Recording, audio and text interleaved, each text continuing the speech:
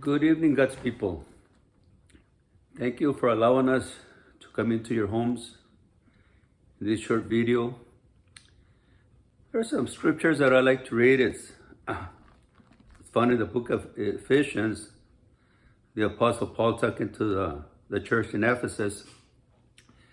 And it's just simple things that we do in life, ordinary life that we live in this world that we live in right now. And the writer, the Apostle Paul, starts in the book of Ephesians chapter 6. It talks about children obeying your parents. It says, "The Lord, parents in the Lord, for this is right." And then in verse 2 it says, "Honor your father and mother." It's the first commandment with a promise that it may be well with you and you may live long on earth. And then verse 4 it says, "And you fathers, do not provoke your children to wrath, but bring them up in the training and admonition of the Lord." It says, "Bondservants, be obedient to those who are your masters according to the flesh, with fear and trembling, in sincerity of heart, as to Christ, not with eye service as men pleasers, but as bondservants of Christ, doing the will of God from the heart." It says, "With godly goodwill, doing service as to the Lord and not to man, knowing that whatever good anyone does, he will receive the same from the Lord, whether he is a slave or free." And then in verse 9 it says, "And your masters do not do the same things to them,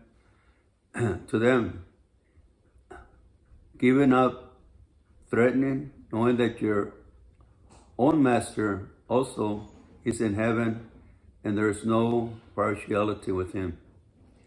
And so some of these things, some of us at work, God is telling us to be good, hard-working people, not just when the employer is around, but all the time, because we have one who's in heaven who's looking and seeing what we're doing.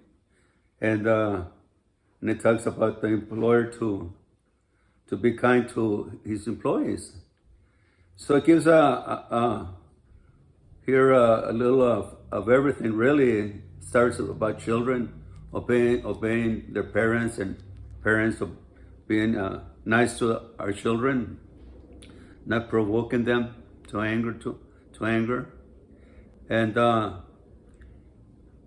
so all the things are good. These are things that we raise a home in.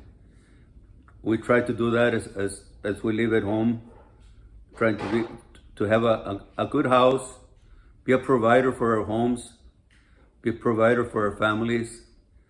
And but also in verse 10 it says, "Finally, brethren," it says, "be strong in the Lord and in the power of his might." It says, "Finally, brethren," after all these things we read about earlier, it says, finally, it says, "Be strong in the Lord and in the power of his might." And then Paul goes on to put, because when we receive Christ in our lives, we receive Christ for our salvation. We need salvation. That's where the whole problem is at. When we don't have salvation, we don't have the proper order in a home. When we accept Christ and we have forgiveness, then Christ starts showing us how to put our house in order. And also when we become Christian people, we're automatically in warfare. We become soldiers of Christ. We have a war we fight every day. Before we didn't have that war because we were defeated. But now we become soldiers for Christ. We become equipped. And Paul goes on to say here in verse 11, he says, put on the whole armor of God, that you may be able to stand against the wills of the devil. For we do not wrestle against flesh and blood, but against principalities, against powers, against rulers of the darkness of this age, against spiritual hosts of wickedness in heavenly places. Therefore take up your whole armor of God, that you may be able to withstand in the evil day, and having done all, to stand. Stand therefore, having girded your waist with truth, having put on the breastplate of righteousness, and having stood your feet with the preparation of the gospel of peace. Above all, take the shield of faith, with which you will be able to quench all the fiery darts of the wicked one. And take the helmet of salvation and the sword of the Spirit, which is the word of God.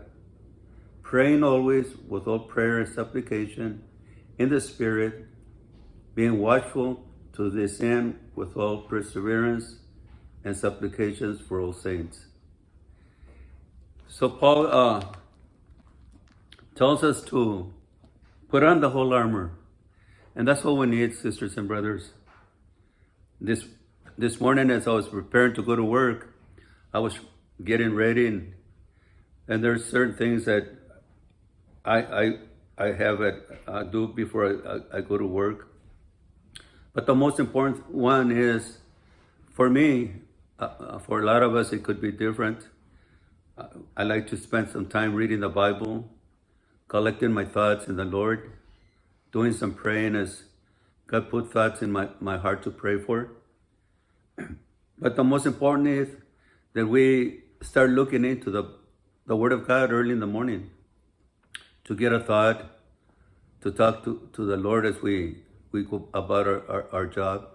And sometimes that's very difficult, but it is possible if we are persistent. And Paul says, put on the armor of God. A soldier back in those days, they had all these armors. We read about swords and helmets and all the things, armor to protect themselves. And we, in this life we live in today, we're not any different.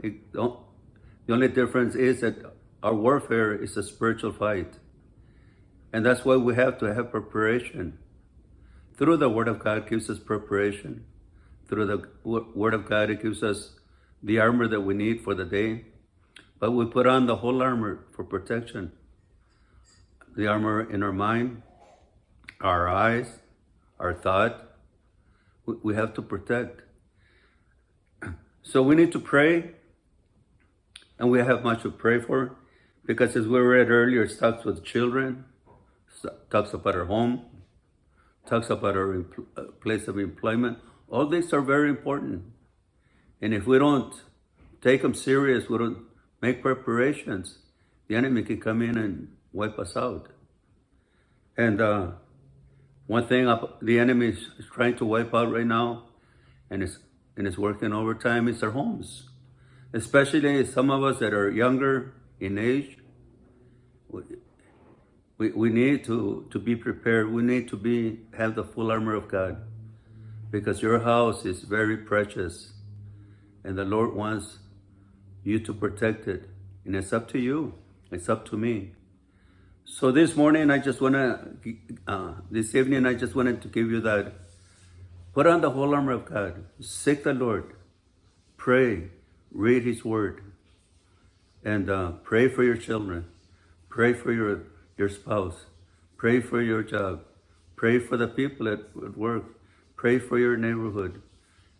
Protect our homes with prayer. We have a fight, brothers and sisters. And we know that the victory is won. Sure, we fall here and there, but we get up and keep going.